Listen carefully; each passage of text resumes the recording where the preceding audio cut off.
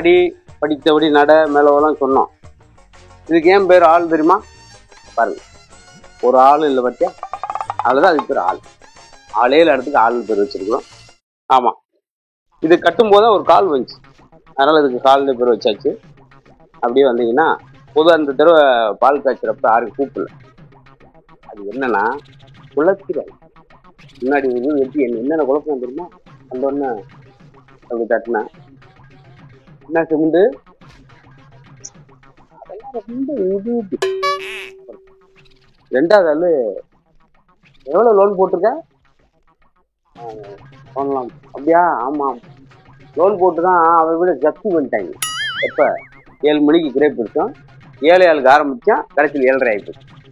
அதனால் நம்ம என்ன செய்யறது, அந்த வேலையை சமாச்சாரமே இப்போ கிரேப் விஷயத்துக்கே போகிறதில்லை.